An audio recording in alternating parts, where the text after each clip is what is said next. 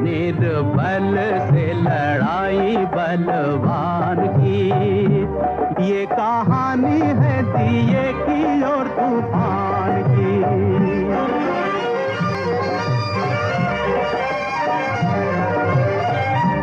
बड़े जोर से तूफान आया भरता उड़ान, उस छोटे से दिए का बल मापने। तब दिया दुखियारा वो बेचारा बेसहारा, चला दांव पे लगाने बाजी प्राण की, ये कहानी है दिए की और तूफान की। ओम शांति 17/12/2025 प्रातः मुरली। ओम शांति। बाप दादा मधुबन। बाबा आज कह रहे हैं, मीठे बच्चे, तुम्हें वंसा वाचा कर्मना बहुत बहुत खुशी में रहना है, सबको खुश करना है, किसी को भी दुख नहीं देना है। मीठे बच्चे, तुम्हें मनसा वाचा कर्मना बहुत खुशी खुशी में रहना है, सबको खुश करना है, किसी को भी दुख नहीं देना है।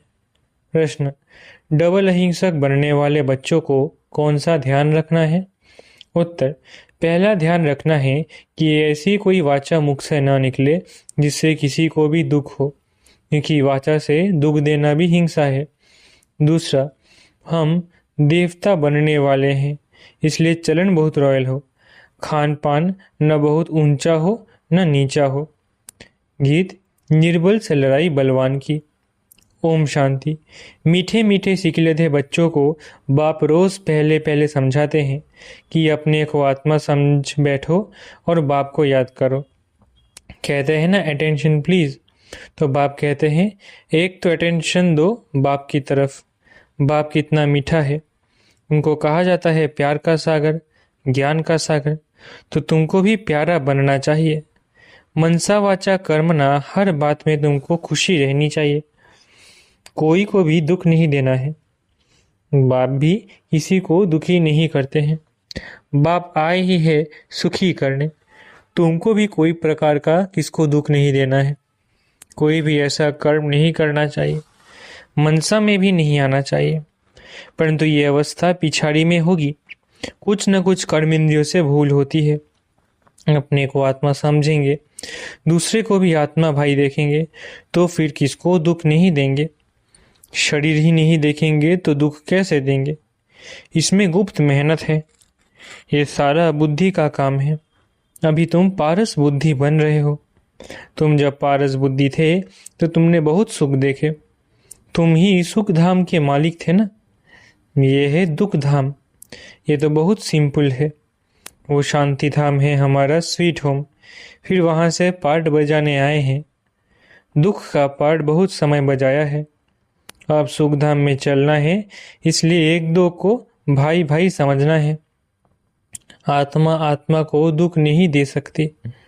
अपने को आत्मा समझ आत्मा से बात कर रहे हैं, आत्मा ही तख्त पर विराजमान है। ये भी शिव बाबा का रथ है ना। बच्चियां कहती है, हम शिव बाबा के रथ को श्रृंगारते हैं, शिव बाबा के रथ को खिलाते हैं, तो शिव बाबा ही याद रहता है। वो है ही कल्याणकारी बाप। कहते हैं मैं 5 तत्वों का भी कल्याण करता हूँ। वहाँ कोई भी चीज़ कभी तकलीफ नहीं देती है। यहाँ तो कभी तूफान, कभी ठंडी, कभी क्या होता रहता है। वहाँ तो सदैव बाहरी मौसम रहता है, दुख का नाम नहीं। वो है ही हेवन। बाप आए हैं तुमको हेवन का मालिक बनाने। ऊंच तेऊंज भगवान है, ऊंच तेऊंज बाप, ऊंच तेऊंज सुप्रीम टीचर भी है, तो ज़रूर ऊंच तेऊंज ही बनाएंगे ना। तुम ये लक्ष्मी नारायण थे ना, ये सब बातें भूल गए हो। ये बाप ही बैठ समझाते हैं। ऋषियों मुनियों आदि से पूछते थे, आप रचयिता और रचना को जानते हो तो नेति नेति कह देते थे। जबकि उनके पास ही ज्ञान नहीं था तो फिर परंपरा कैसे चल सकता। बाप कहते हैं, ये ज्ञान मैं अभी ही देता हूँ, तुम्हारी सदगति हो गई फिर ज्ञान की दरकार नहीं, दुर्गति होती ही नहीं। सत्य को कहा जाता है सदगति, यहाँ है दुर्गति, परंतु ये भी किसको पता नहीं है कि हम दुर्गति में हैं। बाप के लिए गाया जाता है लिबरेटर गाइड खिवैया, विषय सागर से सबकी नैया पार करते हैं। उसको कहते हैं क्षीर सागर। विष्णु को क्षीर सागर में दिखाते हैं। ये सब है भक्ति मार्ग का गायन। बड़ा बड़ा तालाब है जिसमें विष्णु का बड़ा चित्र दिखाते हैं।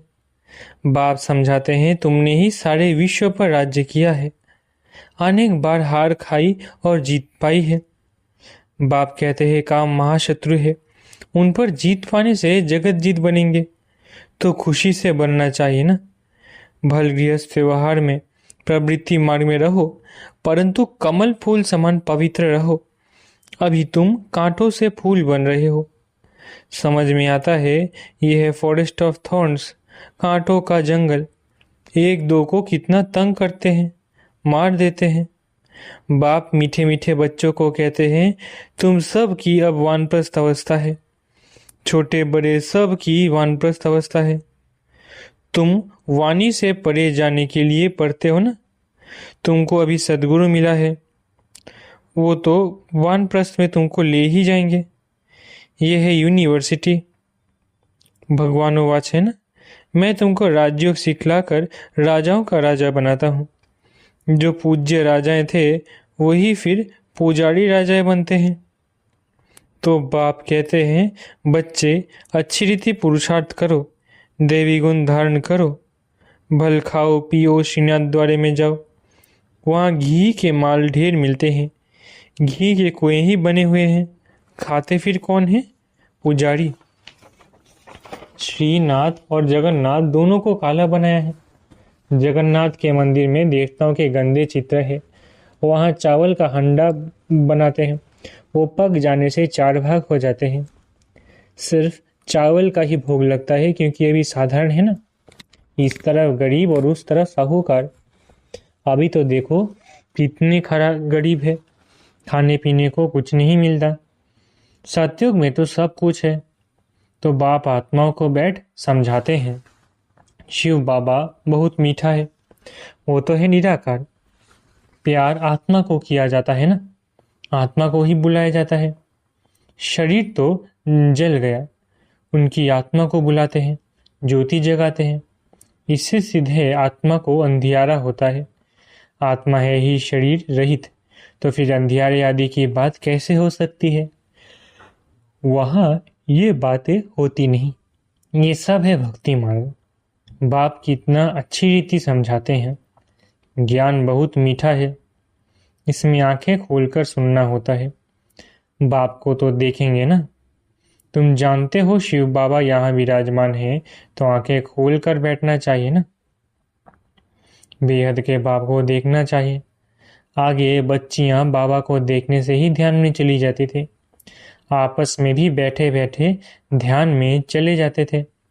आंखें बंद और दौड़ती रहती थी। कमाल तो थी ना। बाप समझाते रहते हैं एक दो को देखते हो तो ऐसे समझो।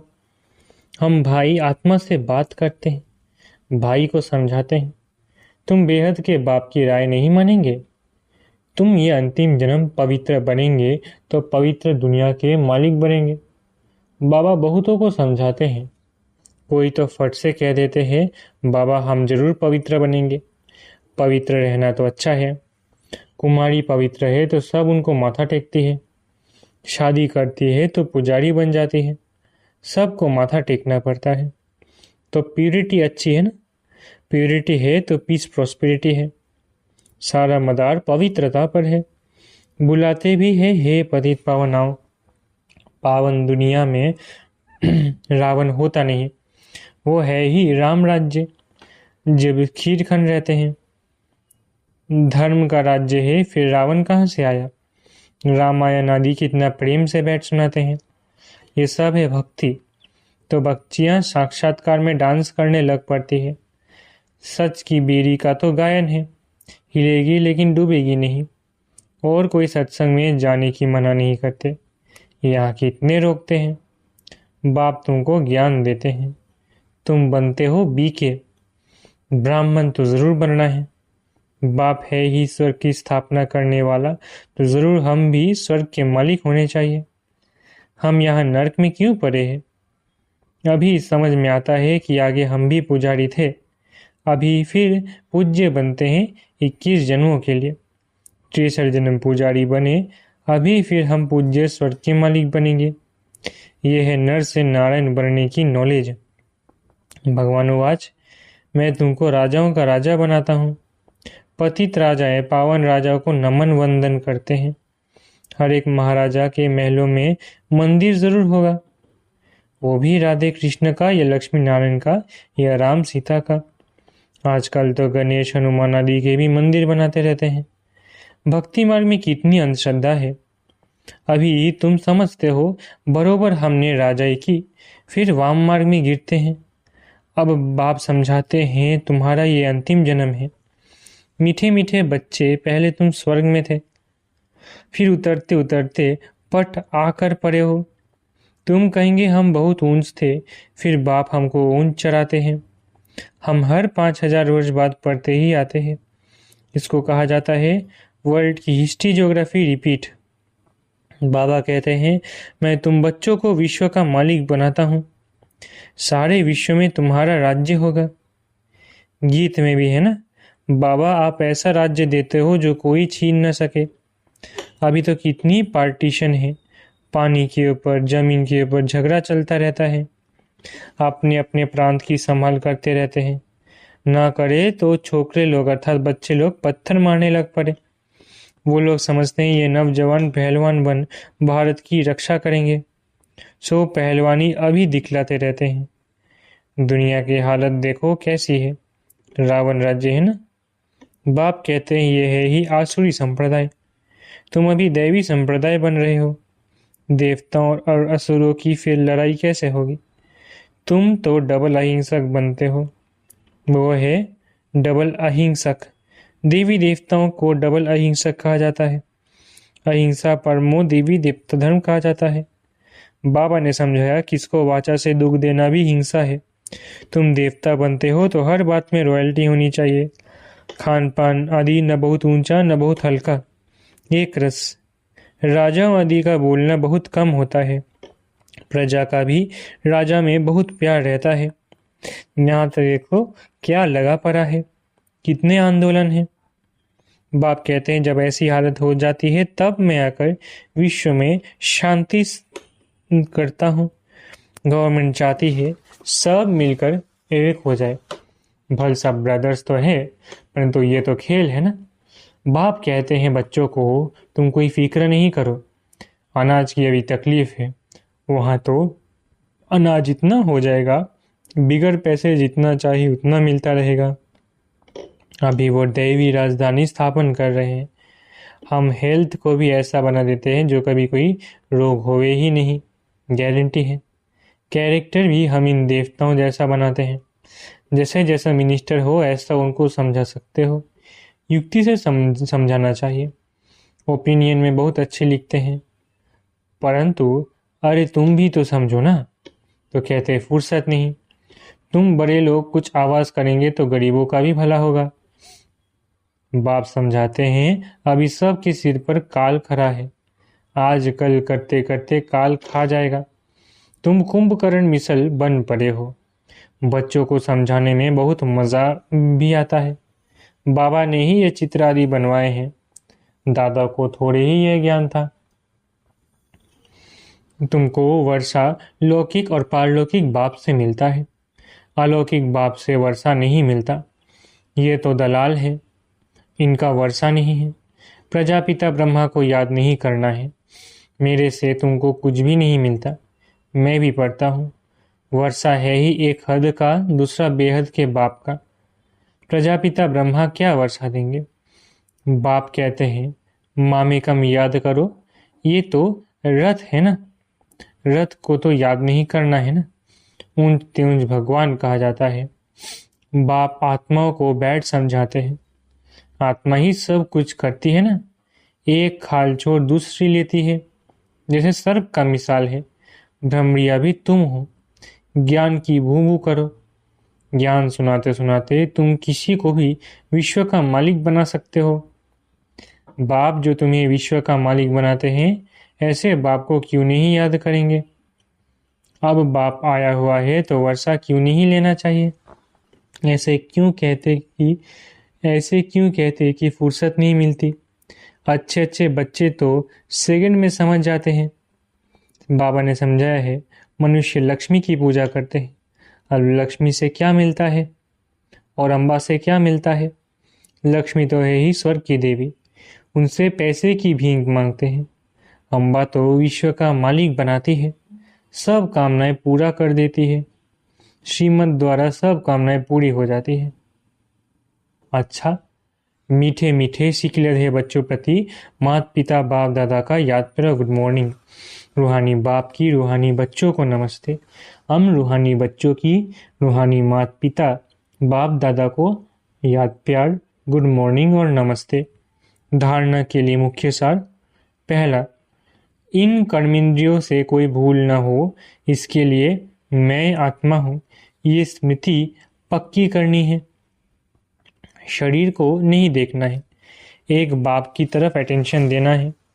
दूसरा, अभी वानप्रस्थ अवस्था है, इसलिए वाणी से पढ़े जाने का पुरुषार्थ करना है। पवित्र जरूर बनना है। बुद्धि में रहे सच की नैया हिलेगी, डूबेगी नहीं, इसलिए विघ्नों से घबराना नहीं है। वरदान, ड्रामा की नॉलेज से अचल स्थिति बनाने वाले प्रकृति व मायाजीत भव। ड्रामा की नॉलेज से अचल स्थिति बनाने वाले प्रकृति व मायाजीत भव। प्रकृति व माया द्वारा कैसा भी पेपर आए, लेकिन जरा भी हलचल ना हो। ये क्या, ये क्यों, ये क्वेश्चन भी उठा, जरा भी कोई समस्या वार करने वाली बन गई तो फेल हो जाएंगे। इसलिए कुछ भी हो, लेकिन अंदर से आवाज निकले कि वाह मीठा ड्रामा, वाह हाय क्या हुआ, ये संकल्प भी ना आए। ऐसी स्थिति हो जो कोई संकल्प में भी हलचल ना हो, सदा अचल अडोल स्थिति रहे, तब प्रकृति जीत व माया जीत का वरदान प्राप्त होगा। स्लोगन, खुशखबरी सुनाकर खुशी दिलाना यही सबसे श्रेष्ठ कर्तव्य है। स्लोगन, खुशखबरी सुनाकर खुशी दिलाना यही सबसे श्रेष्ठ कर्तव्य है। अव्यक्त इशारे, अब संपन्न व कर्मातीत बनने की धुन लगाओ। महारथियों का पुरुषार्थ अभी विशेष इसी अभ्यास का है। अभी अभी कर्मयोगी, अभी अभी कर्मातीत स्टेज। पुरानी दुनिया में, पुराने अंतिम शरीर में किसी भी प्रकार की व्याधि अपनी श्रेष्ठ स्थिति को हलचल में न लाए। स्वचिंतन, ज्ञान चिंतन, शुभ चिंतक बनने का चिंतन ही चले, तब कहेंगे कर्मातीत स्थिति। अच्छा, ओम शांति। शुक्रिया बाबा।